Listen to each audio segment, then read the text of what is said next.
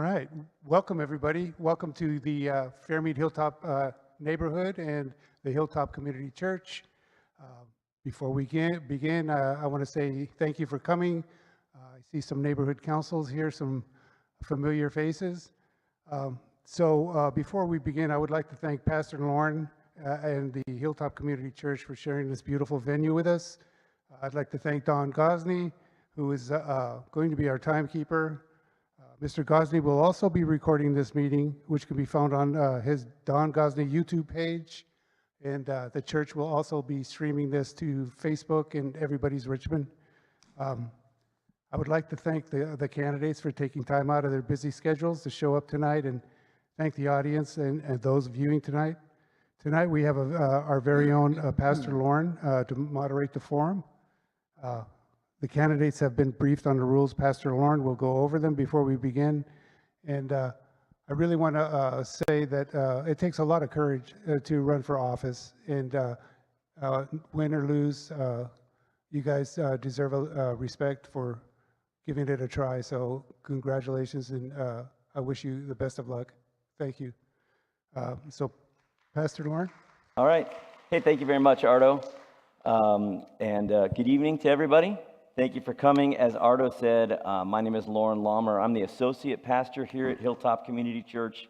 And on behalf of our senior pastor, Jim Hedden, and our congregation, who supports and provides this fantastic facility and all the technology we have to do this, we just want to say thank you to everyone who is being here. I want to thank the candidates that are seeking to be the next mayor of Richmond. Thank you, guys. We know it takes a lot of effort and time and energy, and we know you guys are all very busy, so thank you for being here. Thank you very much. We hope that whether you're here in this room or whether you're watching tonight, as well as those who may watch later, we hope you can appreciate the time that these candidates have given up to be here tonight and to answer our questions. The candidates have been briefed on tonight's format. But for those that are here and those that are watching, each candidate will be allowed up to 90 seconds for an opening and closing statement. There will be as many as 8 questions asked of each candidate, and they will each have 90 seconds to respond. The order with which the candidates will respond has been determined by the use of a random number generator. The candidates have been advised that no electronic devices are allowed this evening. The candidates will read prepared opening and closing statements, but no other prepared notes. Writing materials have been provided for them so they can take notes. And I encourage you guys to do that. Some of these questions are layered. Each candidate has been provided with the written questions. Before we get to the actual forum, we ask, ladies and gentlemen, that when your time is up, please stop talking so the next person can go. You have a countdown clock that's down in front of you and timing lights directly in front of you to help you stay on time. Good luck to each and every one of you. As we begin this forum, we will start with opening statements from the candidates. Each of them will be allowed up to 90 seconds, and we are going to let ladies go first this evening. So, Claudia Jimenez, take it away. Thank you so much for spending this night with us and hearing us, and thank you for Hilltop Church community for allowing us to be in this forum and all the participants here. My name is Claudia Jimenez. I am a city council representing District 6, and I am running for mayor because I believe our city's government has the fundamental responsibility to protect our people and build a future where every family can thrive. I have spent my life working for working families, environmental justice, and economic fairness. I know what it means to build solutions from the ground up, and I have organized in our neighborhood, stood up to corporate polluters, and worked to bring real resources back to our community. In the city of Richmond, I have been leading some of the efforts, and in collaboration with organizations and the city council, we stabilized our finances, got out of the predatory loans, and saved millions of dollars that now we can invest. We renovate parks across the city. And I wanted to let you know that this is what the city manager presented to us because we are moving forward. We have invested resources in improving the city, and I am hoping I can have the chance to talk more about that when it's my turn. Thank you so much. Thank you very much, Claudia. Next up, we have Ahmad Anderson. Good evening. The name is Ahmad Anderson, and I'm running for mayor. Been a resident here for 66 years, but that's just not enough. I believe that leadership requires someone who's going to move with integrity, transparency, and be people-centered, focused around the community. Not that acting about it, but listening to the community moving forward. You also need to have demonstrated leadership. You have to be able to demonstrate, as I have, bringing jobs here to the city of Richmond, working for UPS, being a member of the Council of Industries, being the workforce planning manager that did training here in this Hilltop community to ensure that Richmond residents were hired first. You need to make sure that people are safe in their communities, protected, respected, and safe.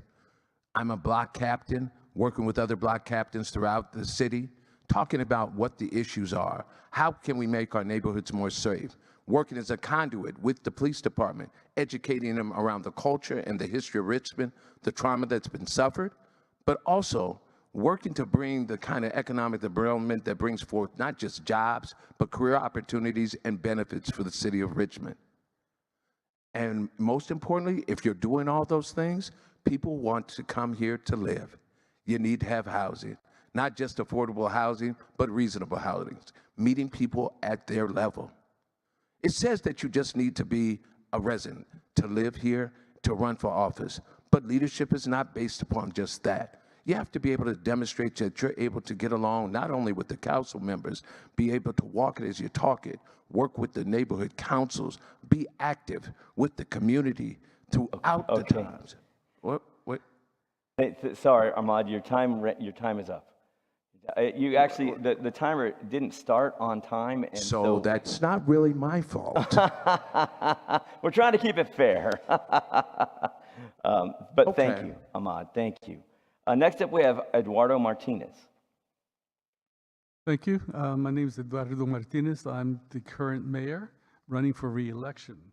So we all know that Richmond is a city that welcomes and supports working families. That's why I never take contributions from corporations or developers. I work for all Richmond residents. For this election, I'm seeking only endorsements from residents, not from organizations, because it's the residents that I want to represent. I taught in Richmond Public Schools for over 20 years as a teacher. I saw my students struggle with high asthma rates from polluted air. I knew that we could do better for our children, so I ran for office. In 2014, I was elected to City Council despite a $3 million Chevron-funded campaign against me. My City Council record showed my values and set your expectations for the kind of mayor I would be. That's why I was elected in my first term, and why I should be elected for my second term. As a council member, I proudly supported raising the minimum wage and strengthening immigrant rights. To decrease pollution in our neighborhoods, I championed the ordinance to phase out the handling of coal in Richmond and insisted on the full cleanup of the AstraZeneca site. I support policies like rent control and just cause eviction, which keeps working families in their homes. As a mayor, I have assisted the city manager to staff city departments that removes trash, engineer safety highways, and prevent crime. Thank you. Thank you, Eduardo. We're going to go to our next person here who, again, this was random, is Mr. Mark Wasberg. Mark? Well, I was raised in San Pablo, and I worked in Richmond all my life. I worked at the refineries and the factories. Then I went back and worked at Chevron for about 5 years and got laid off there, and I got involved with all these reverends and ministers protesting against the violence, made a documentary, became a film editor. Actually, I had no plans on running for mayor in the first place. But when I found out what Aguado did out there preaching hate and violence against the nation of Israel, it went like wildfire. This is why Jimenez is running for mayor, because they're going to split the vote. They want Aguado out. This is one of the reasons why I'm running. And plus, we have a government right now who's not respecting our constitutional laws. Even the Richmond Police Department is signed with the RPA, aiding banning criminals from the law. This is not what our government is about. When you get in our government and took an oath, you have to obey all constitutional laws. You don't have the right to go out and pass laws and ordinance to support criminals and stop criminals. You need to stop them. But the city council for the last 20 years, the RPA did just that. Stopping police checkpoints, giving illegal fraudulent ID cards, telling the police not to deal with ICE. It's been on and on and on because people got to know this is what our city government's about. Sure, we all need health care. We all need clean air. We all need a good place to live. But that's all secondary. The main reason of a government is to obey all constitutional laws. All right, Mr. Wasford, thank you very much. One of the rules that we didn't really set out for at the beginning is we'd really like this not to be any kind of personal attacks and that sort of thing. So just laying that out there. Let's stick to the issues at hand. All right, but thank you, sir. Okay. All right, last up, we have Dimlis Johnson III. Go ahead, Dimlis. Yes, thank you once again to the organizers and the audience, our voters, for coming out and having this important conversation with us. As mentioned, my name is Dimlis Johnson III, and I am your candidate for Mayor of Richmond, California. I'm a Howard University undergrad, and I also have a master's degree from UC Berkeley's Goldman School of Public Policy. I'm a former city council member as well as the former vice mayor of Richmond, California. I am the Rooted in Richmond candidate, fighting to improve housing, economic development, and outcomes for all of Richmond, not just a certain few. I look forward to earning your vote for the June 2nd primary, and I look forward to having this conversation with you this evening. Thank you. Thank you very much. All right, on to our first question. Ahmad, you're going to go first, randomly picked here. The Richmond Police reported just yesterday that RPD is still short-staffed. As mayor, how will you address violent crime and also community safety in Richmond when the police department is still short-staffed?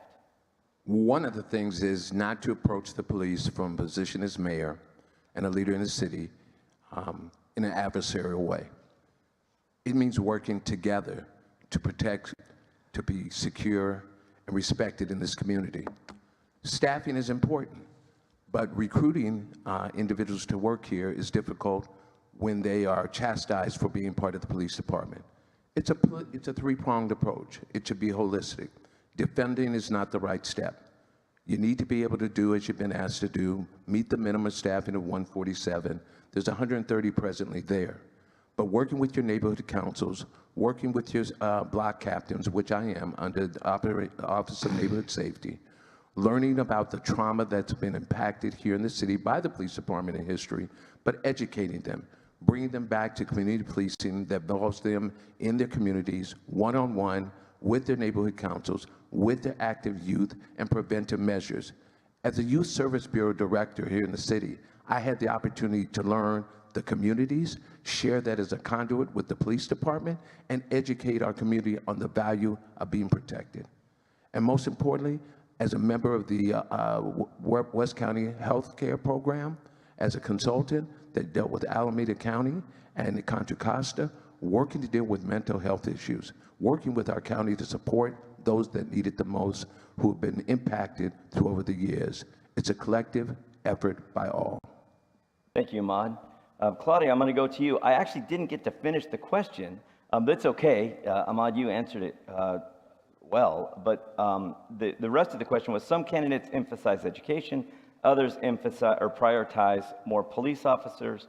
What will be your approach, and how do you define public safety?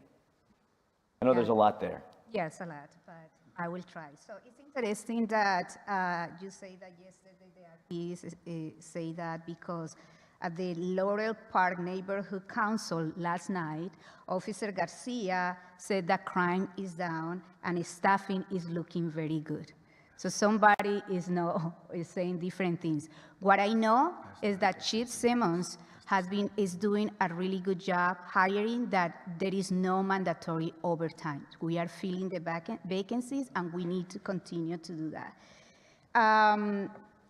For me, the public safety is a comprehensive approach where we had to have a full staff police department, but we recognize that they cannot answer to all the problems in the city. This is why I had been helping to create the community crisis response program. So those who have a mental health crisis or other non-violence situation can have access to these services and can have some solutions that probably they are more equipped to do that.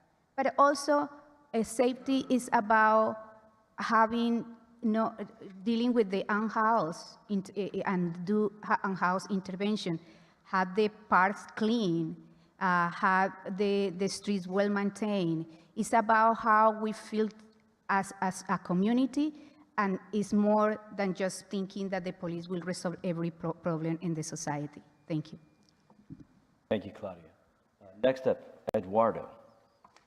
Yes, the Richmond Police Department is hiring more and more people. The last hiring, they had 7 police officers hired and a jailer.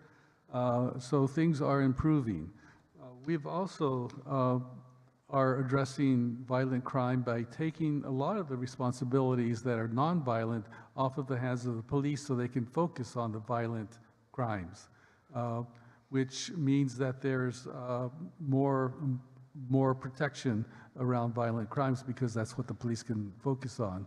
I know that ROC has been doing a fantastic job of dealing with neighborhood issues that could turn out to be violent, but they're dealt with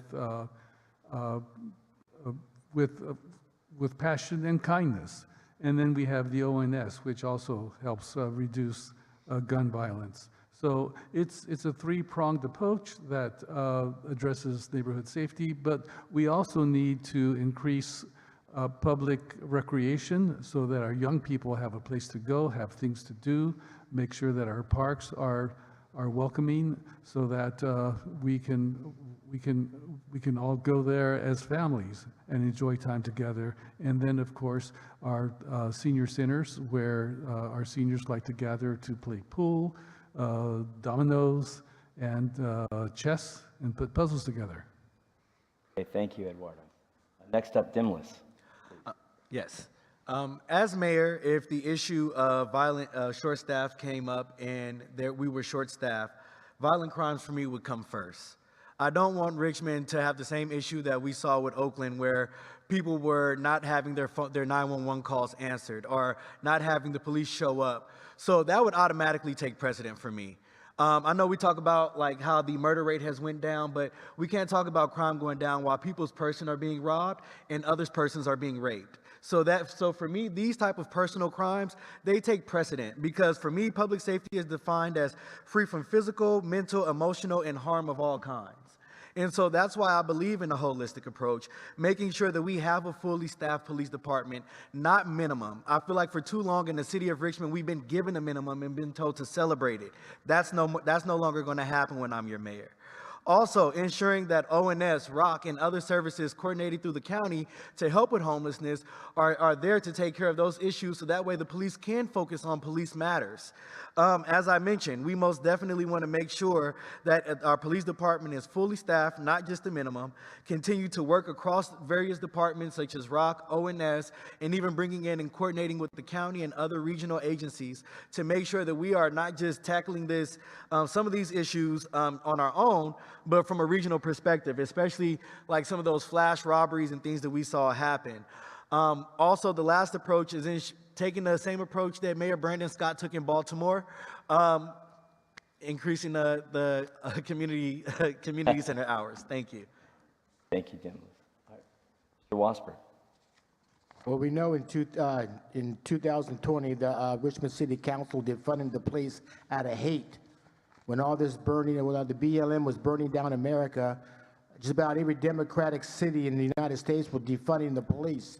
And Richmond was spearheading the whole thing. This is why you have no police. This is why you have so much crime. Crime is up. Carjackings, shootings, beatings, theft. It's all up, especially inside the Iron Triangle, North Richmond, and the South Side. But if I'm mayor, this is not going to happen. What we need a massive job training program for the young people. These people are committing the crimes are between 16 to 30. We need an all-out job training program. We need mentors. We need to tell these kids, you have a future instead of going to jail. But see, this is the problem it's the city council that's doing this. They did not want those police that was found not guilty. They didn't want them to come back. Right now, you have a city council that hates the police. It's been going like that for almost 10 years now. If I'm mayor, that's not going to happen. I'll guarantee it. If I have to file a lawsuit against my own city, I'll do it.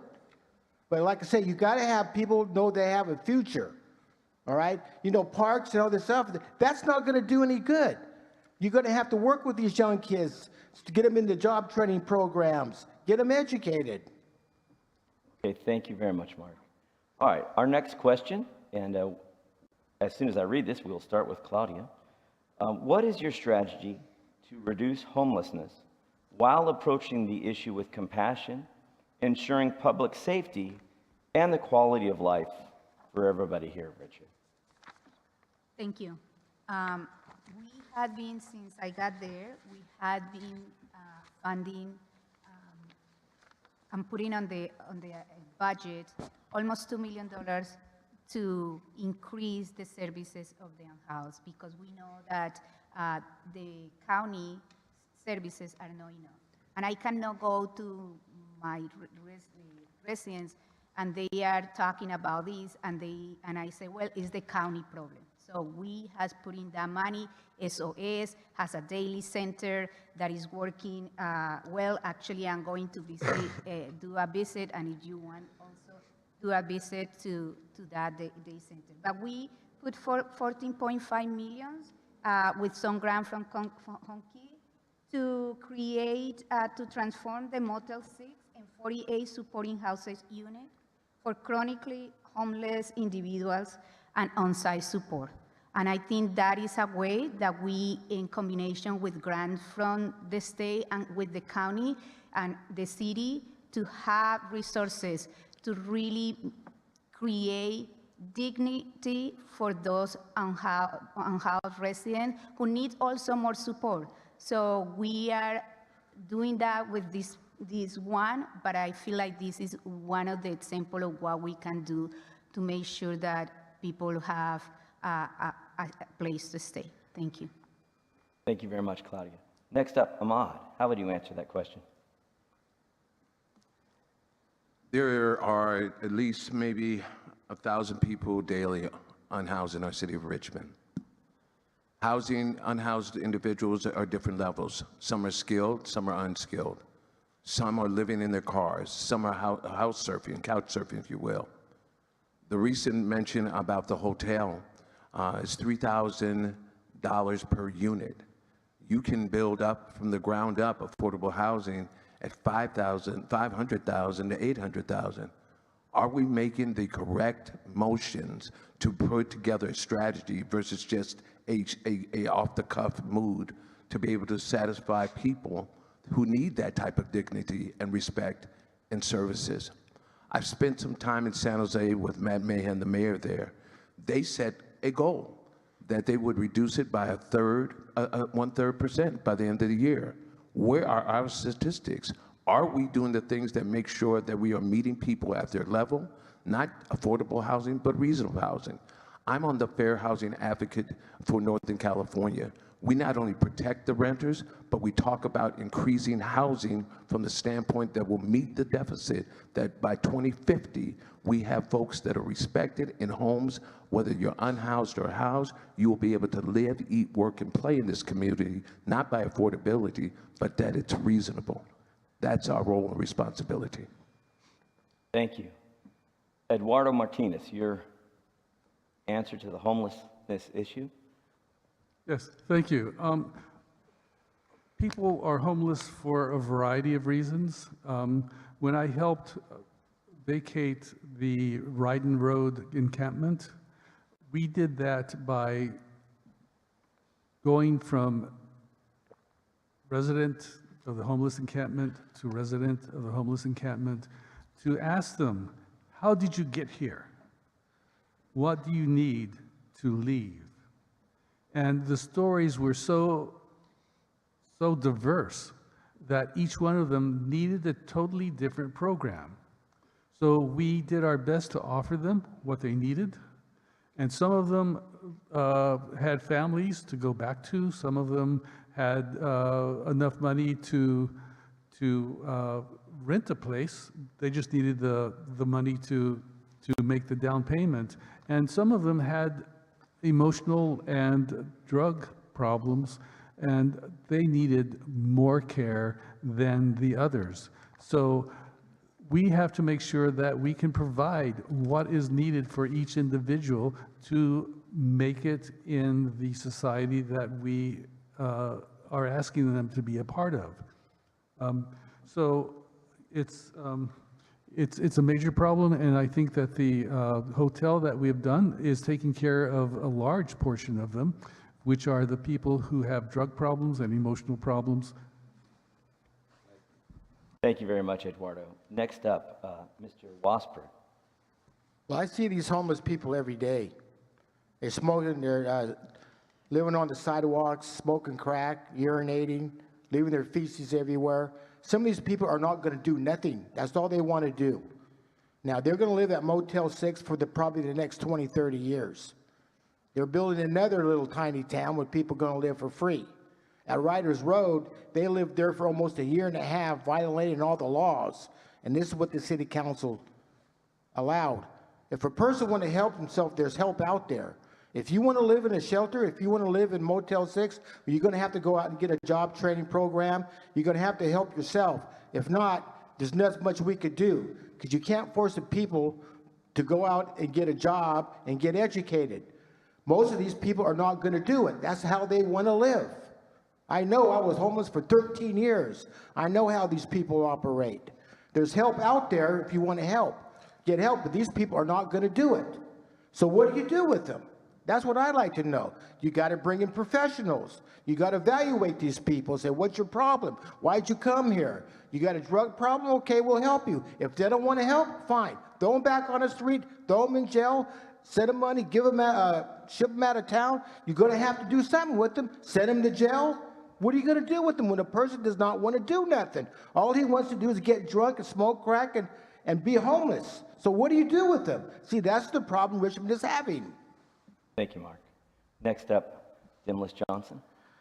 Yeah, this issue is very near and dear to me because I actually have family members who are homeless here in the city of Richmond, and despite our family's best efforts, they still remain so. It is a multitude of different reasons why people are homeless. We need safe parking for those who are living in their cars. We need more youth shelters for those young people who were pushed out of their homes for various reasons. We have to work with the county to increase the number of beds here in Richmond, so that way when we finally do update our camping ordinance, because I do believe in updating our camping ordinance, we can remove people from the streets with dignity. You do not have a right to sleep on the street. You do not have a right to sleep in front of the Social Security building and expose yourself to young ladies as they walk to and from public transportation. You don't have that right. And you don't have the right to defecate and urinate in our waterways. But you do have a right to human dignity. So we are going to make sure that we address substance abuse, mental health, maybe even potentially build a transitional village in partnership with the county, because despite what you heard today, the county has excellent services. As a former employee of the county, through Supervisor Federal Glover's office, I saw how the county would respond immediately to encampments and how cities were able to have their own crew dedicated to their city. So what we need is not only these services, but we need a mayor who understands the services that are out there and don't just go off talking out the side of their neck saying what they think instead of what they know. Because these are serious issues. Thank you, Dennis. Next question, question number 3. And we'll begin with Ahmad. What is your plan to increase housing affordability and supply without displacing existing residents, especially renters and working families? In Bay Area 2050, it says working trends have changed. meaning that most folks are living at home, working from home. We've not put in the infrastructure or met the demand based upon the grand jury to have 4,000 homes here by 2035. We only have permitted 400. That's 9 or 10% of what needs to be accomplished. 2035 is here already. We have not taken the steps to evaluate what it takes to improve our permitting system, but we also are not looking at how we can expand housing so it is not just affordable, but reasonable housing. As I mentioned, as a member of the Board of Fair Housing for Advocates for Northern California, we protect not only the renters, but we also hold landlord folks accountable. There's been some statement by the mayor about vacancy tax rate. He tells that it's in progress. People in hell will need ice water right now, and they need housing. It's not a privilege, it's a right.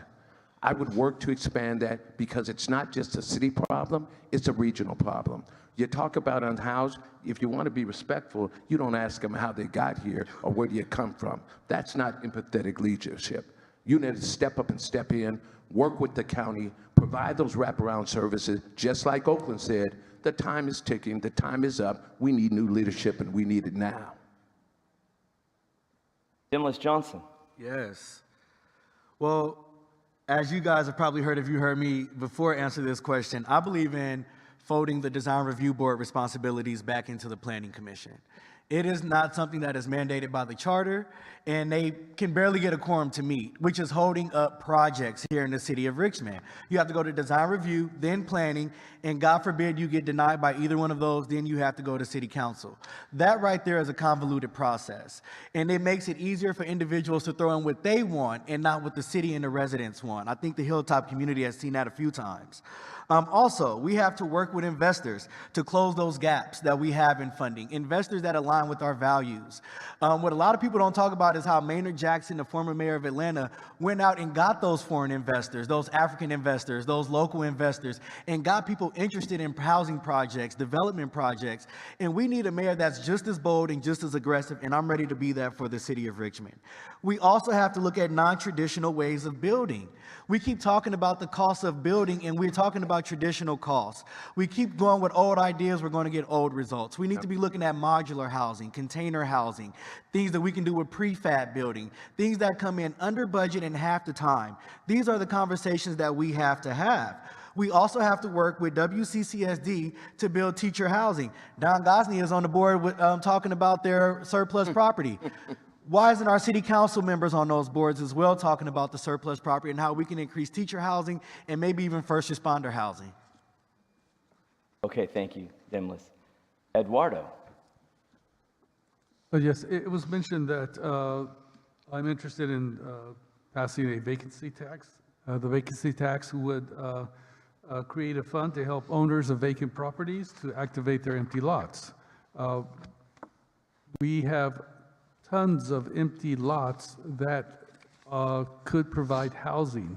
One of the major problems is that most developers don't want to build fourplexes or duplexes. They want to do major constructions, and there's not many places where that can happen without, in places where housing should be. We have a development that's going to happen on a toxic site. And that toxic site would not allow schools, would not allow daycare. And it just amazes me that we can conceive of families with babies having their kids stay there overnight when we can't even have a daycare there. So the idea of this place is to have the cap be the infrastructure. So if we had an earthquake and the infrastructure cracked, how would that be repaired? Anyway, we need to be thankful or thoughtful. Thank you, Mr. Martinez. Next up, Claudia Jimenez.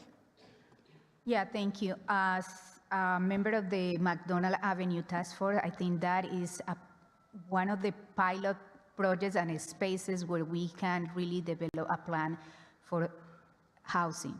and bring the developers, but no them telling us what to do, but we have a plan and we are bringing them. We need different financial mechanisms. Building a unit in the Bay Area costs approximately $1 million. So we are trying to come up with ideas and investors that can do that, lenders like the AFL-CIO, a Housing Investment Trust, that is interested in coming here and provide some lending if we put the plan. So we are working on that. I think like Hilltop already have a plan. We need to start moving in that plan that reflects what the community wants.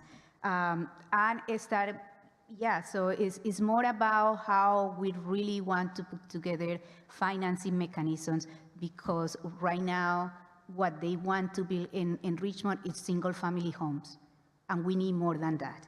But also creating a housing department. We had just 1 or 2 staff members in the housing, so if we really want to be aggressive about building more houses, we need to have an adequate staffing and a housing department that really brings all these projects to life. Thank you very much, Claudia. Mark Wasberg? Well, to live here in the Bay Area, you got to be making at least 50, 60, 70,000 a year.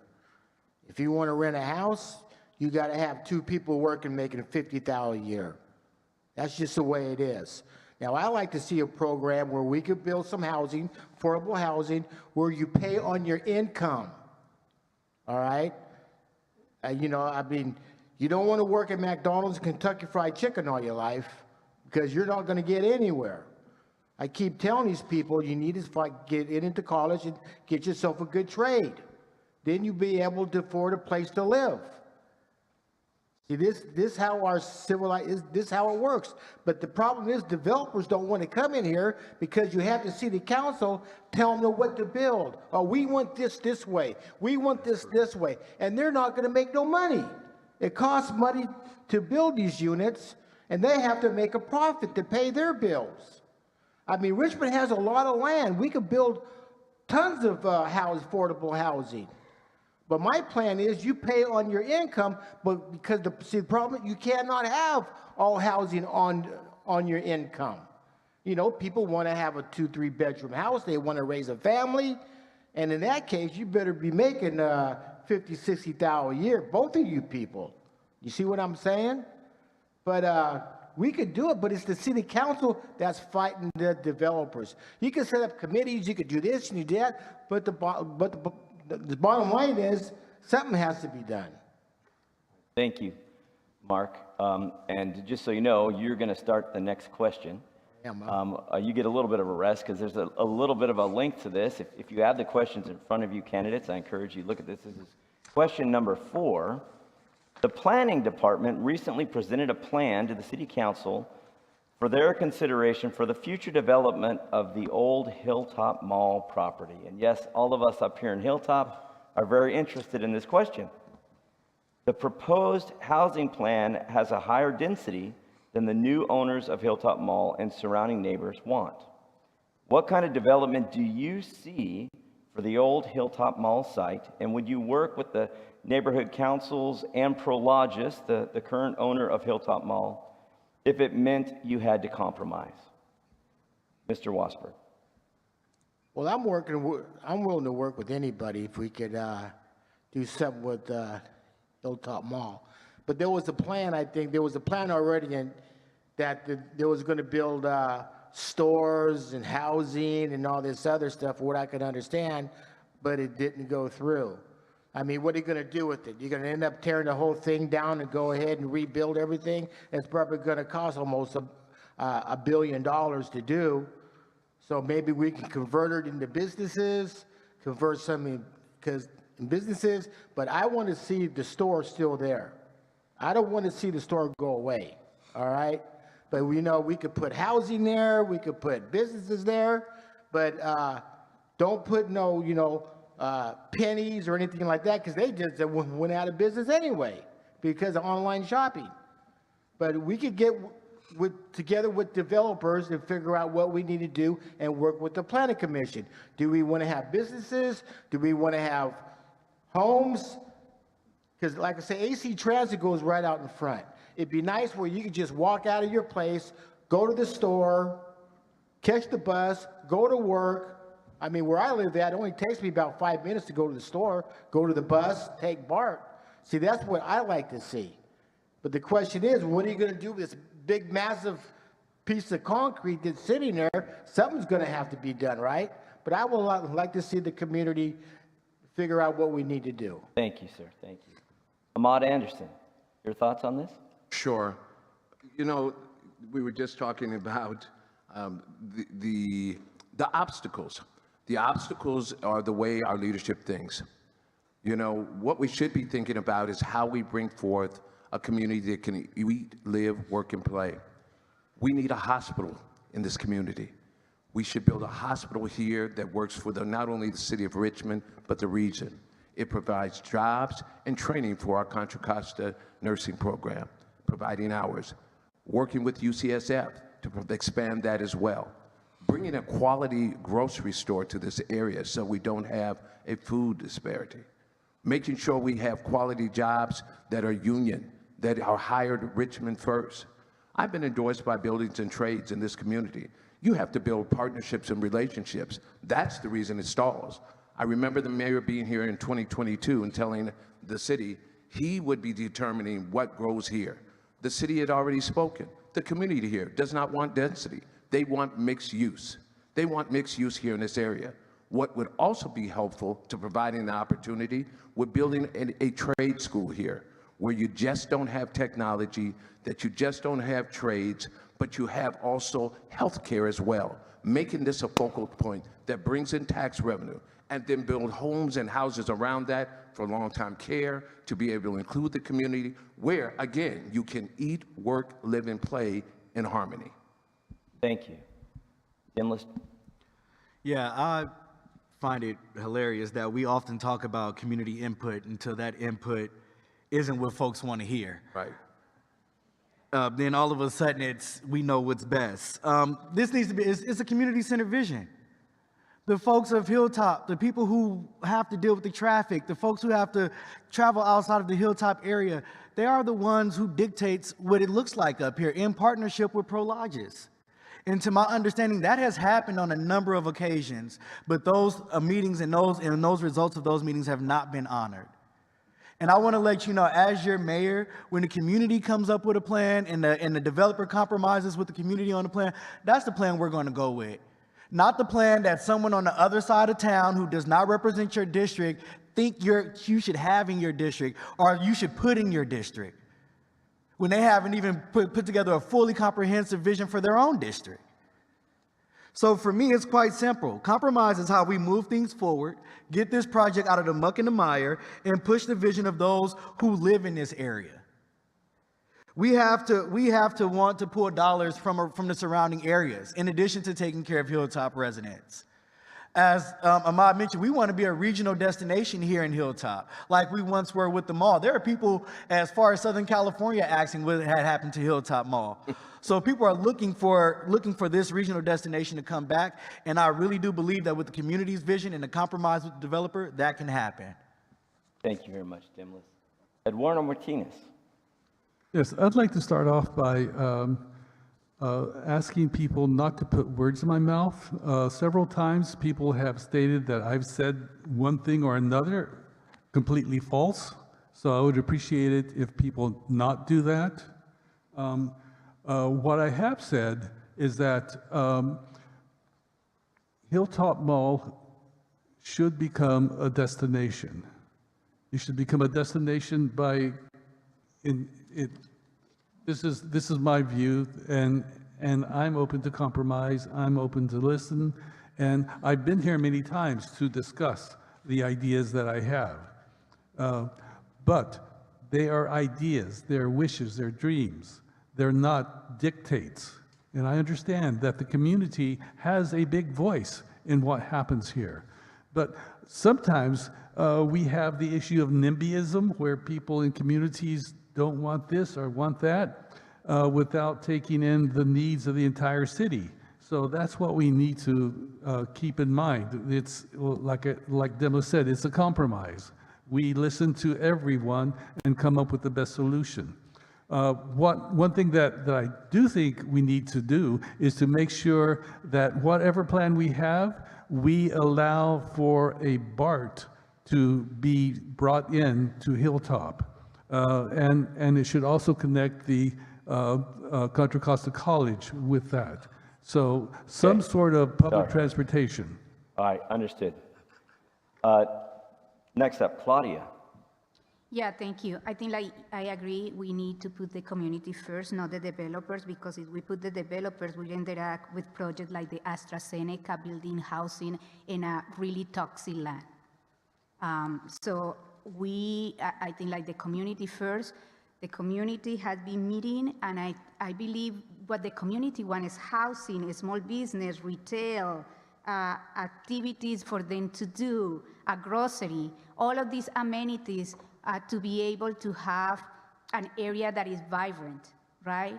I think like what we are, I see that there is going to be some negotiation about the density of housing.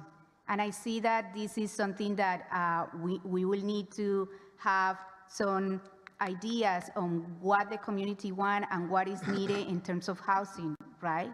Because as we said, we have a problem of needing more housing so that we can have more revenue, but have more, like people don't live here and have opportunities to be living here. And I think that is a conversation that I want to have with all of you, because I believe that we can get in a space where everybody wins in this development. For sure, Richmond will win. Okay, thank you very much. All right, we're on to question number 5, and after I read this, Dimlis, you're going to go first. The city recently negotiated a $550 million settlement with Chevron over 10 years, approximately $50 million per year, with the first installment already received and intended for communities harmed by pollution. How would you prioritize allocation of these funds? What are your top 3 investment areas, and explain, if you can, how you would ensure measurable outcomes, transparency, and community input? Yes. Top three goals. Number 1, increasing monitoring of the highly polluted areas, making sure that those areas who this settlement's backs it was won on, that we actually address the issue that was at the bottom of this entire lawsuit, right? Making sure that we give our environmental manager real teeth to go after the polluters in our area and hold them accountable.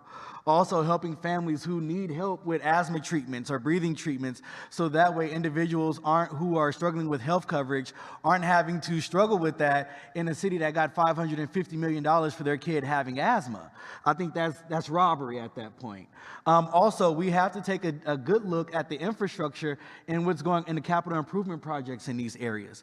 A lot of times we talk about how there's a funding gap, or how, some things just don't have it just doesn't pencil out when it comes to North, South, Central, Parkchester Village, and how sometimes, we don't have the money. Can we finally have a plan to come up, to use some of these dollars? And also, I do believe in using some of the funds to take care of our pension obligations. It's just smart business. We got to free up $33 million a year at this point. So yeah, we got to do smart business. And in terms of transparency and community input, I believe in making sure, I went to Howard University where Sidney Rabeau was the president. He made sure that you can follow every dollar on the website. And I want to do that with the city of Richmond. I want you to be able to follow from the time the check is cashed to the time the check is spent. All right, thank you. Thank you, sir. Ahmad Anderson? Yeah, I'd say, first of all, that came up in the last election. We got $550 million. Why didn't we tell the public or bring the public together at that particular point and talk about a strategy, not just a tactic to win the election with those folks that were supporting that? We got the money, so what, now what? Where is the work? Where is the work that speaks to the healthcare policies, that talk about the emissions, that talks about the polluters, that talks about the impact from Point Richmond to Parkchester, and not just that, regionally across this West County? Where is the conversation about health care? Never heard that, yet we still don't have a hospital. The mayor talked about dreams and wishes. Nothing comes to a sleeper but a dream. You need to wake up and step in. That's why we have that many people running, and even somebody who comes from the same party. The leadership needs to change. We need to be able to address the issues from putting a hospital here that will talk about West County from the perspective of providing the healthcare facilities, looking at the infrastructure, taking care of the flooding that's been flooding in Parkchester since I was born here, taking care of the South Side. You talk about beautification, you don't see the same beautification in Point Richmond that you see in the South Side. You have weeds taller than some toddlers. We need to provide staffing. When you have a public health issue, it means keeping people protected, safe, and respected. It means fair housing. It means jobs. It means being here in this role, taking care of the people in your charge. That's what leadership looks like. Thank you very much. Eduardo. Yes.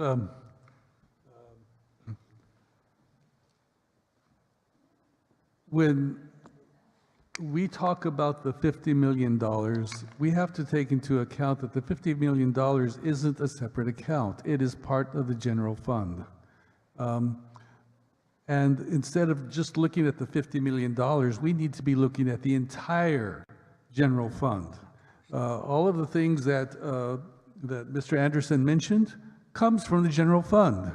And he's talking as if all the things he mentioned should be coming from the 50 million. Well, it shouldn't be coming just from the 50 million. It should be coming from the entire general fund. And once we stop separating the 50 million from the rest of the general fund, we're going to be arguing about what we should do with the money. The city council voted for goals and objectives. Those goals and objectives do include a lot of the things that were mentioned. So instead of talking about the $50 million for particular things, we need to be talking about the entire general fund. Let's stop dividing our budget, dividing the community with different sentiments. We need to work together as one city, one Richmond, and address all of our needs together. Okay, thank you. Claudia Jimenez?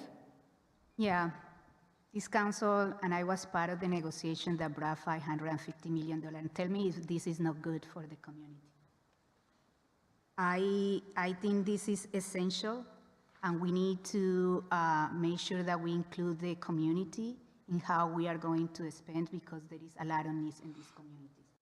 But at the same time, we need to make sure that we are smart about how we do investment, so we can extend the loan of the 10 years for more. And money can make money. And I am happy that I put an item on the agenda to look at the paying the unfunded liability, and we are looking into that to see if this is a good investment or not. We also must address decades of underinvestment, repairing parks, streets, and vital infrastructure, while supporting programs that help people thrive, small business grow, and families afford to stay in Richmond. So we had to combine community needs and a smart investment that we can have an infrastructure, a goal to reduce the dependency from Chevron to a green economy. And that is an opportunity that we have with this money in these 10 years. But at the same time, we know that there are some underinvestment in these communities, and we need to show that. So we need to invest in parks and in infrastructure. Thank you. Thank you. Mark Wasberg? There's been a lot of talk that Chevron gave people asthma. That's a bunch of lies. There's not one report that Chevron did anything like that. The $500 million was donated to the city. If you don't believe me, Google it. The city council did not have anything to do with negotiations because it was going to go on the ballot as a polluter. So Chevron offered to give the money to them, and they still want to close Chevron down. See, they had some idea that they're going to create all these small green jobs to put Chevron out of business. You put Chevron out of business, I'll guarantee you Richmond will fall just like Benicia. They're raising the sales tax, property tax. Chevron built Richmond, all right? And you're going to have to realize something. When Chevron goes, that's it for the city. No green jobs are going to take the place of Chevron. I said, you got people out there making 50, 60, 70, almost over $100,000 a year, even more. When I worked out there, I was making $1,400 a week. Where's that? You're going to find that in a small business or a green job. It's not going to happen. Green jobs don't pay that money. And I can see how in the world you guys could fall for it. Just like I told you, look at Benicia. They're hurting. They lost 30% of their revenue because they closed it down. Now all the citizens are worried about because their property taxes are going to skyrocket. Now you got the politicians lying to them. Okay, thank you very much. We're going to head into question number 6, and the random generator picked you, Dimless, to go again to start this one. There's kind of a lot to this question. So again, I ask if you have the question in front of you, you might want to take a look at it as I read it. Over the decades, Chevron has poured millions upon millions of dollars into Richmond programs to help our community and local nonprofits. There are city council members and local political groups that are pushing Chevron to leave the city of Richmond. What would you do as mayor to prepare the city in the event Chevron left Richmond? With this month's closing of the Valero refinery in Benicia, Benicia finds itself scrambling to find the funds to keep the city running. With more than a quarter of Richmond's general fund coming from Chevron taxes, what is your plan? Yes, thank you for that question. And I know we talk a lot about Benicia, but then there's also Detroit after the auto industry, which is, I think, a much more in-depth example for us to use here. And my goal as mayor would be for Chevron not to leave, would be to help them be a part of the just transition so they can become a part of the green economy and we can maintain them here in this space. Also, we need to diversify our income streams. If you've been to a forum before, you've probably heard me say, this before. Our main 3 ways of making money as a city is through property taxes, business taxes, and utility users taxes. I say that often because I understand how the city works. So with that, I haven't figured out how to get money from Netflix, short of getting them to move to Richmond, which I will try. But we have to increase business taxes by increasing the number of businesses that we have in our business corridors, downtown, uptown, Hilltop, San Pablo Ave, Rumrill, 23rd Street, and others. We also have to bring in those large-scale manufacturing jobs as well here to the city of Richmond.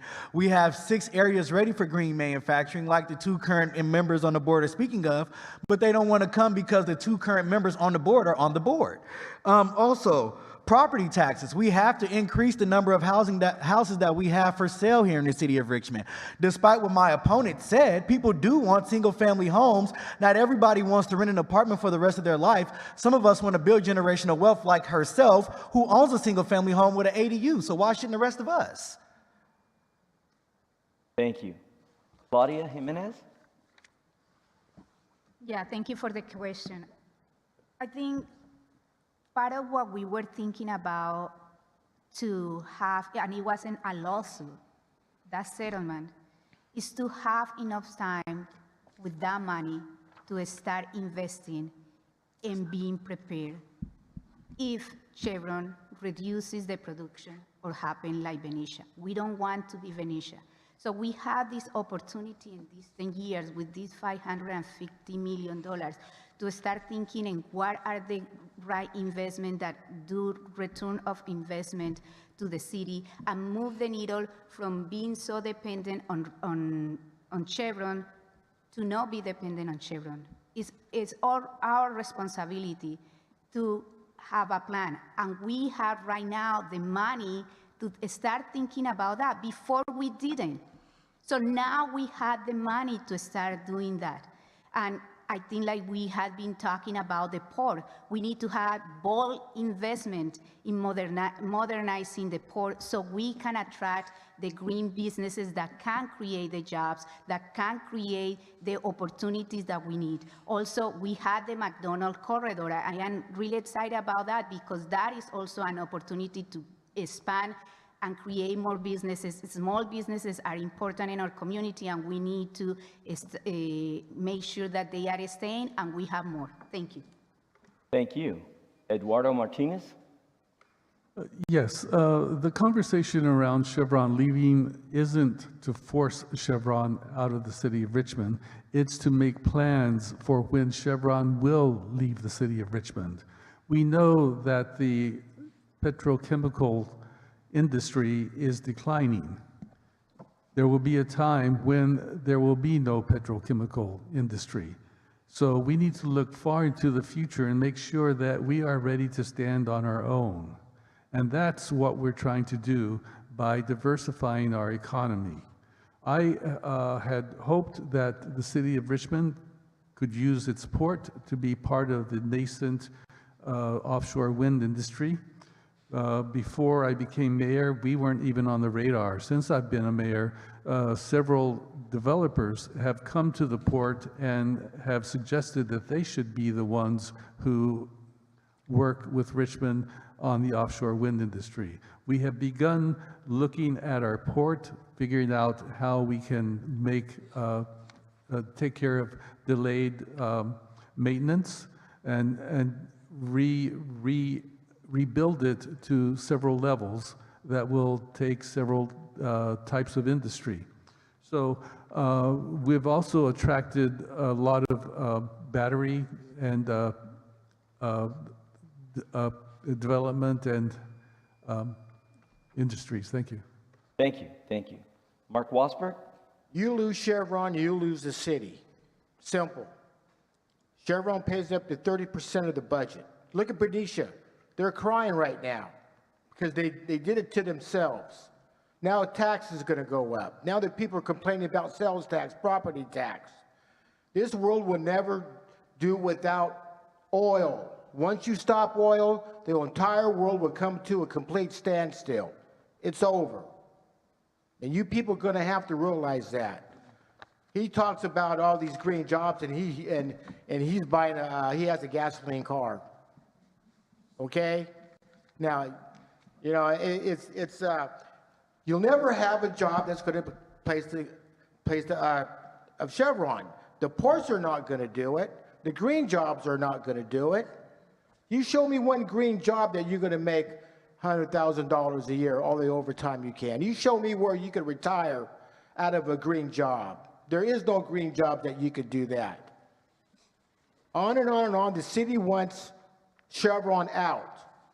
And they got some dumb idea that they're going to end up having all electric cars, electric airplanes, electric this and electric that. That ain't going to happen. You're doing more harm to the environment by digging up this stuff for battery electric cars.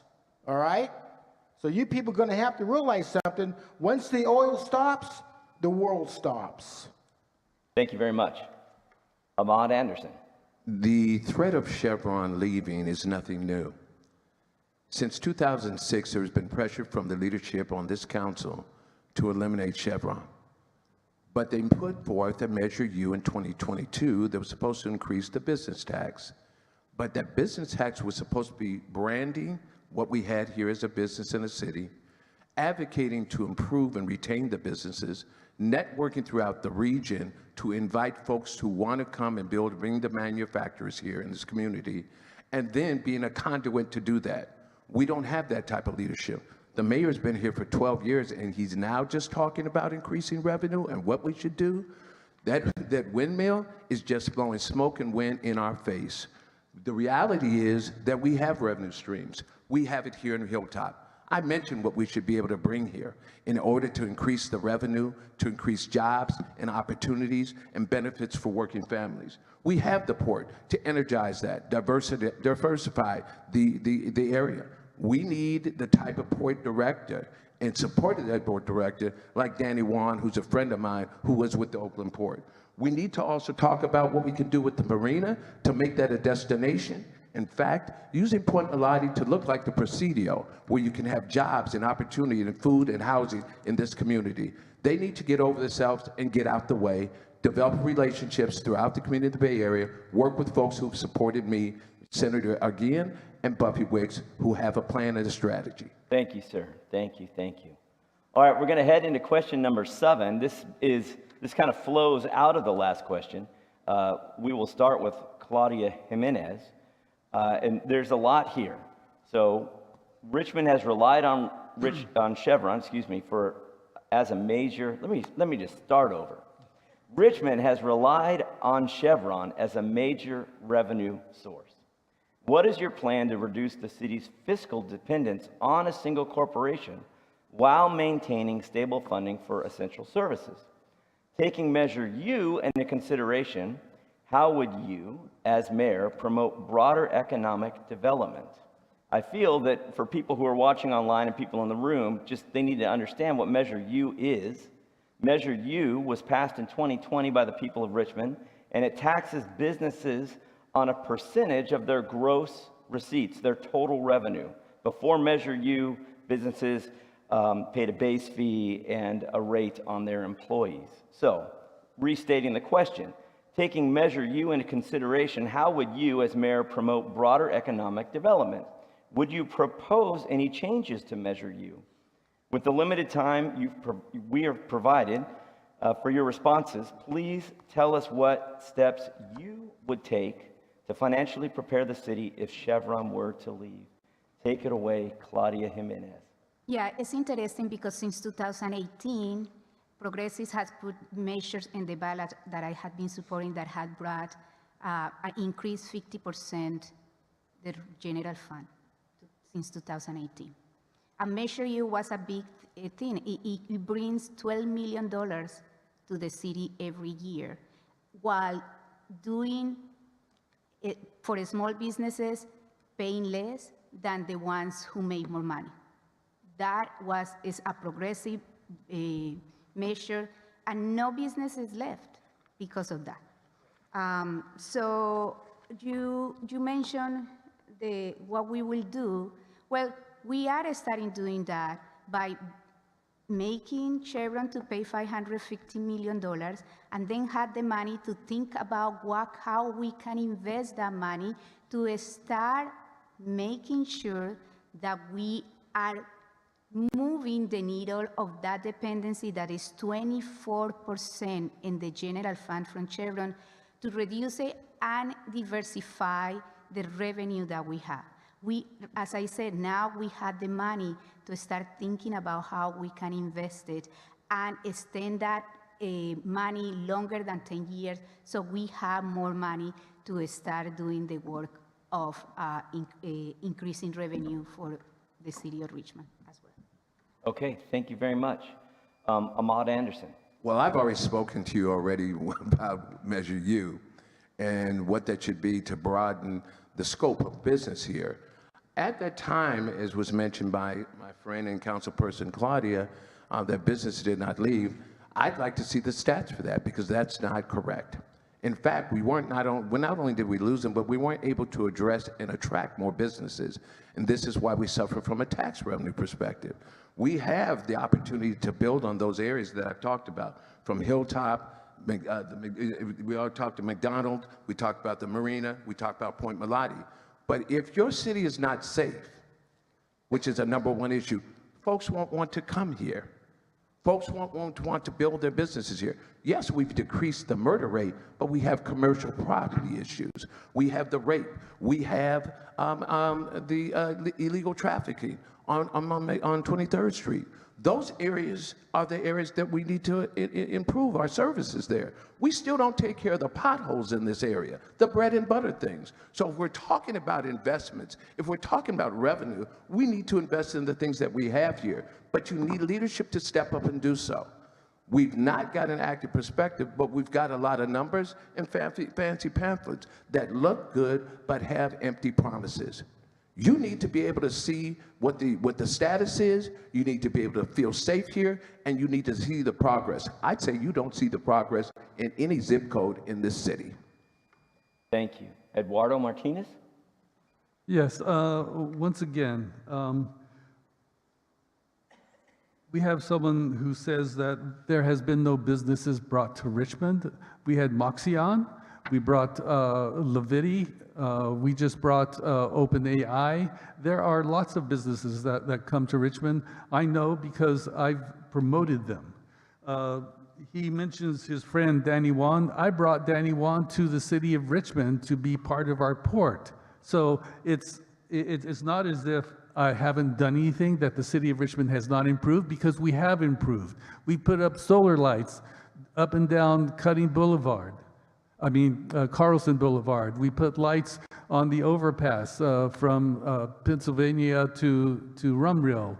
And there's lots of developments, and there's a lot of potholes that have been filled. Over 980 potholes have been filled. So it's not as if we've not done anything anywhere. And it's been insinuated that I've been mayor for 18 years. So I haven't been mayor for 18 years. I've been a council member, and anyone who has been on the council, such as Mr. Johnson, knows that there is a major difference between mayor and being a council member. This is one of the reasons why we're all running for mayor, because we know what it takes to be a mayor, and we know what a mayor can do. Okay, thank you. Mark Wasberg? Well, the purpose for Measure U was to tax the Hades out of the big businesses so they could pay for their welfare programs, to pay for all the homeless shelters. You people don't know that, but it's true. Now, the dealership sued the city over Measure U because there was the dealerships were all ticked off because they had to pay the high taxes.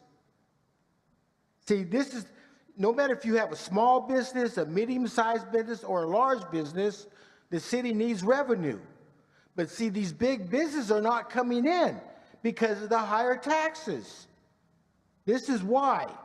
But according to the city council, they think that these small businesses are going to take the place of Chevron. It's not going to happen. You understand?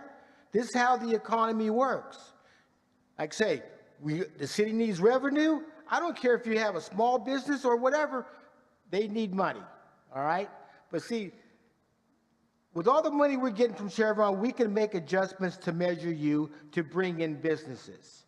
But I like to see more big businesses coming in, not these little green jobs.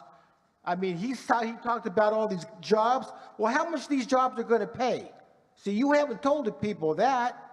Don't you think the people have the right to know how much the people are going to work? If they have health insurance, they're going to have retirement, they'd be able to buy a house or whatever. You need to tell the people that. Okay, thank you very much.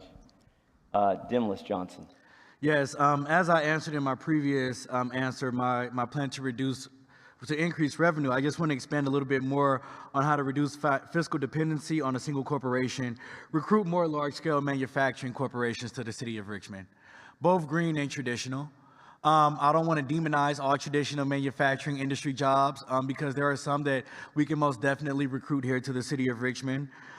Create dedicated in terms of how would I as mayor promote broader economic development by establishing with the council dedicated revenue districts, such as a convention district, such as a nightlife and entertainment district, districts that are specifically designed to provide revenue to the city of Richmond. Also, in terms of what steps would I take to financially prepare the city if Chevron were to leave? I'm just trying to answer your questions, Pastor. That's it. I would look at what's working and scale up. We have to build on things that already work before we try to bring in outside things. And while I'm saying that, I want to also use the term invest in Richmond. We have to invest in our residents. We have to invest in things that already exist here and build on those things. I always tell people, there's not going to be some great outside investment until we have a great inside investment. We have to invest in our local singers, in our local entrepreneurs. Despite what's being said, small businesses do provide most of the local jobs. So in shoring up our economy, I'll make sure that our local jobs, our local businesses are able to hire. Thank you. Okay, thank you, thank you. All right, well, you're going to get to go Let's again here in a second. For everybody that's on the stage and in the room, hey, the finish line is in sight. This is the last question that we're going to ask this evening, question number 8. And Dimlis, you will begin. This is a question that is dear to all neighborhood councils. And I'll just say for a moment here, thank you to the Fairmead Hilltop Neighborhood Council for putting this on, Ardo Rentila for working very hard at doing this, and also Don Gosney put in a lot of time and effort in this. Thank you. Thank you very much. Richmond has 6 voting districts with approximately 5 neighborhood councils per district. Many neighborhood councils feel that they are not being heard by the city council or our leaders. What have you done, or what will you do if elected to ensure neighborhood councils feel heard and that their input helps to shape our city council and city staff decisions? Most definitely appreciate that question. You know, one of the things that I like to do as a policy nerd is study some of the great mayors and things that they've done. And what I saw Mayor Bradley do in Los Angeles was the appointment of a deputy mayor. And I want to appoint a deputy mayor to be a direct conduit with the Richmond Neighborhood Coordinating Councils. That will be my seat at the RNCC. I would love to commit to say I'll be there every meeting, but I'm not going to commit and make over promises right now. You get what I'm saying? I don't believe in lying to get to vote. So let's make sure, I'll make sure that I have someone there in every meeting tending to the issues and finding out what's going on in the city of Richmond at the Richmond Neighborhood Coordinating Council meetings. Also, me and that individual going to those individual neighborhood councils when there are major issues coming up. If you call, blood calls, blood answers. We will come. That is something that I am extremely serious about, because one thing that I don't like with the current leadership is this whole I'm going to pick and choose who I want to work with. As a mayor here in the city of Richmond, I'm dedicated to working with every single one of you, whether you like me or not, whether you support this campaign or not. We are going to do business, and we are going to make sure that all of our communities are thriving. That's what happens when you get Demlis Johnson as a mayor. I get a lot of blowback from previous supporters from even voting with these two. That's how serious I am about reaching across the aisle and doing the work of the city of Richmond. That's what you get when you hire Demlis Johnson as your mayor, a serious mayor. Thank you, Demlis. Mark Wasberg?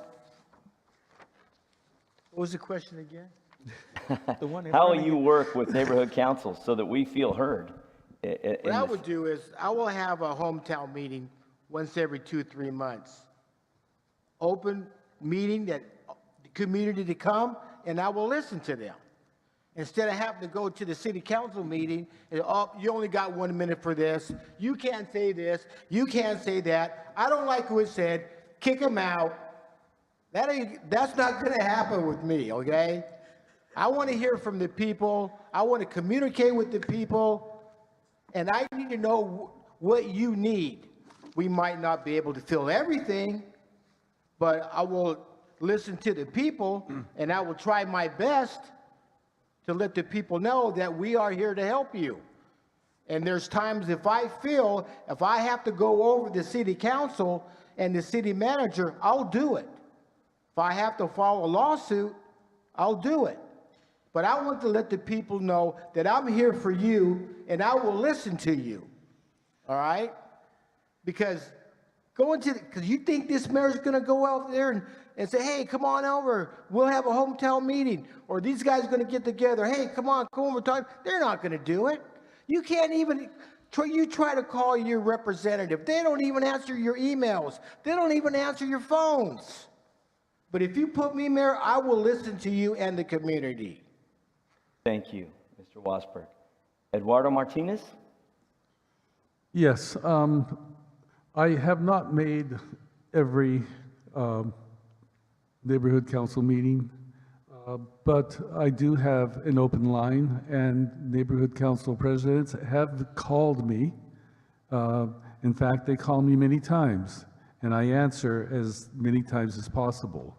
So I do have an open door, I do listen, and I try to send a representative as much as possible. If you have any concerns, please feel free to give me a call. We'll have a conversation, and let me know what you need, and I will do my best to get it to you. Okay. If that's it, we'll move on to Claudia Jimenez. Yeah, the good thing about the mayor is that it has a staff, and I'm thinking that we need a resident outreach that can communicate and can help communicate with all the neighborhood council. I think it's also important that I know that the neighborhood council has a budget, but we need to be serious about what is the budget that we can allocate to support the neighborhood council to do outreach in the community. And with the outreach, with the resident outreach or community organizer in the office, can help also to bring more residents to the meetings. Sometimes the meetings are not well attended because a lot of the residents maybe don't have the time or they don't know new members. So making sure that we are letting and communicating with people that this is a space where neighbors can gather and be more active. Also, trying to reach out to the community organizers that are also organizing in the community to be working in collaboration with the neighborhood council. I think that is an important thing when we are moving policies or moving things, because they are great organizations here that are organizing the same community that they are part of the neighborhood council, and combining and having more active participation of meetings where everybody is together will be important for me. Thank you. Thank you. Ahmad Anderson. Over the last 2 years, I've attended 70% of the Richmond Neighborhood Coordinating Council meetings, either in person or on Zoom. I've done that responding to issues throughout the community. I have participated in the Marina, Belding Woods, Parkchester, East Shore, Laurel Park, a Panhandle Annex, which has not been favorable to me when I run for office. But leadership goes to places, not sits by the telephone and waits for people to call. You go to places that you have not understood their concerns, but you reach out by going to them. I've been involved in preparing, as you'll know now, historical preservation in Parkchester. I worked as a block captain, working with other block captains throughout the city, making myself known and present, not as an elected official, but someone who cares. That's what empathetic leadership is all about. Yes, we should have more meetings to the community, but you should be doing that on a regular basis. Don't act brand new now. 80% as an HR person, most of the managers and directors I know who are most successful spend 80% in the community, not 80% at home. You need to step up and step in. In order to get that synergy of 50 to 50, you need to spend 60% here, 70% there, 80% there, but make sure folks recognize you other than the cake cutting and the ribbon cutting ceremonies. Do the work. All right, thank you very much. Well, it was our goal to end at 8, and we're going to land this plane here in just a few moments. Look at God. Thank you very much. We're going to head into closing. I let everybody say the last part, right? Yeah, I did. Sorry, you guys were looking at me, and I was like, wait, did I miss somebody? Oh, no. So we're getting ready for closing statements. As we do that, I just want to take just a moment and say thank you to our Hilltop media crew. Yes, they have worked very hard. They're all volunteers. Thank you, everybody that's up in the sound and up in video and making sure the live stream happens and all that kind of stuff. So thank you. And again, on behalf of Pastor Jim Hedden, our senior pastor, and all of our congregants, we're just glad that you guys came out and did this tonight. So we are at closing statements, and as we close this forum, we'll conclude with your statements, where each of you will be allowed up to 90 seconds to explain why they are the best candidate and why the voters should invest their faith and their trust, put their trust in you. We will start with Claudia Jimenez. Yeah, thank you. Richmond has been trusting me with their vote. The 2 times that I have run, I have won, one by 54% and the other by 65%. And this is a real testimony of my work with the community. We had been moving forward. The beautiful pamphlet here was made by the city manager, and you can download it and see how many things we had done. This is the time where we have our finances in order. We moved from 12% in reserve to 21% in reserve. We saved $84 million getting out of predatory loans. We are putting money into parks, renovating 3 parks right now. We moved from $4 million to payment to $10 million, and we are doing more. We put $34 million into the full renovation of the city. And as a mayor, right now, we have a great opportunity to become the city that all of us dream, with green jobs, opportunities for families to thrive here. And the thing is, who can deliver that? And I feel like I have proven that I can lead the town and this beautiful city in the next century with what I have done. So thank you, and I hope you vote for me, Claudia Jimenez. Thank you, Claudia. Mark Wasberg. Well, first of all, I'll get things done. If I have to file a lawsuit against the city, I'll do it. If I have to sign an executive order, I'll do it. If I have to go over to city council, so be it. But my main goal is getting rid of these corrupt cops. Our police department is, I'm not bashing all cops, but our police department is corrupt. You had the last police chief threatened to kill her daughter. I was attacked by the other police chief. You had police officers having illegal drugs. You had police officers having sex with underage women. They shot and killed Petey in cold blood. You had the city council aiding and abetting criminals from the law by passing this new ordinance. This is not going to happen with me. I'll make sure Richmond is going to be safe. And I'll guarantee you, I will have the Justice Department, the FBI swarming all over the Richmond PD until they get their act together and realize they're not going to kill people in cold blood anymore. They're not going to violate our constitutional rights. You got the city council aiding and abetting criminals for the law. You just remember what happened to Lincoln Riley. That 14-year-old girl that was raped and murdered and beaten by an illegal immigrant that the Richmond PD is protecting, that the city council is protecting with this new ordinance. You just remember, next time your daughter leaves your house, make sure they're going to come home or they're not going to end up in a box. This is serious. This is no joke, people. Thank you, Mark Wasberg. Next up, Eduardo Martinez. Under my leadership as mayor, Richmond has maintained a balanced budget and improved its credit rating, increasing city staff, launched community-centered public safety programs, and created real opportunity for small business growth. As mayor, I have assisted the city manager to staff city departments to remove trash, engineer safe roadways, and prevent crime. I also supported programs to increase youth employment, decrease homelessness, improve mental health care, and reduce gang violence. I will continue to do so. So we need to keep this momentum going, reviving the port, revitalizing downtown, cutting red tape to streamline public services, and promoting the arts along with better parks and sports facilities.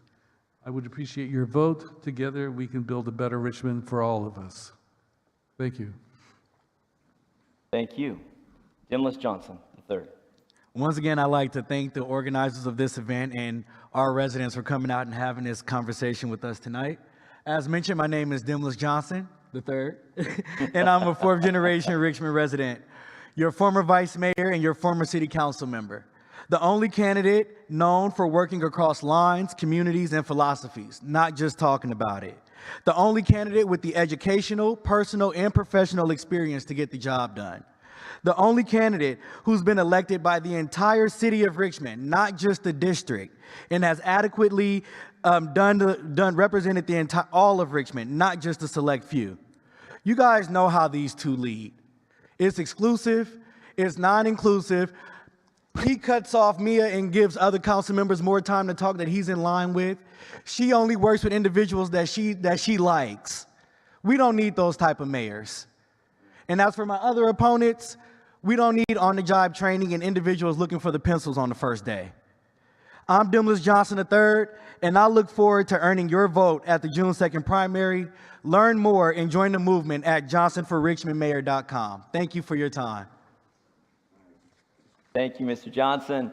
I was hoping to keep this, so we weren't attacking other individuals, but I appreciate your passion, sir. Last up, Ahmad Anderson. Yes, thank you for the Hilltop Community Church and for the Fairmead Neighborhood Council and the community watching and here present. Look, it's clear we need new leadership or else we wouldn't have so many people running for office. We need leadership that's not just empathetic, but will do all they can do and be all they can be and build partnerships in this community. I've been capable of doing that for over 30-some years, not only here in the community professionally as an HR administrator, because that's what you do. You bring humility, you bring congeniality, you bring collegiality, and you bring a voice and a focus to make sure those who work here not only work here, but want to live here and recognize they can be safe, respected, and protected. We need to be able to provide jobs. All the things that the mayor talked about must be on a wish list because they're not happening here in the city of Richmond. As your chair of the Economic Development Commission, I've worked very hard for 2 years to try to bring jobs here to this community, to build a pathway, to be an ambassador and represent. As your block safety captain in Laurel Park, I've worked with the entire city, meeting with other block captains, with Michelle Milan and Ann Duran, talking about how we can improve the city. And someone who can bring jobs, who's been a leader here, working with your neighborhood on council, it's not brand new. And I've been to City Hall before. I can find the bathrooms and the principals myself. All right, thank you very much.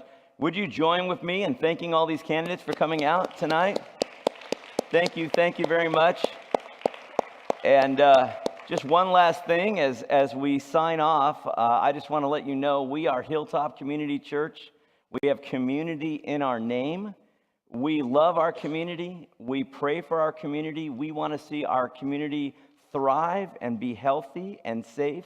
And if you'd like to get to know us, we have services every Sunday at 10 a.m., and we'd love to get to know you. Thanks for being a part of this tonight.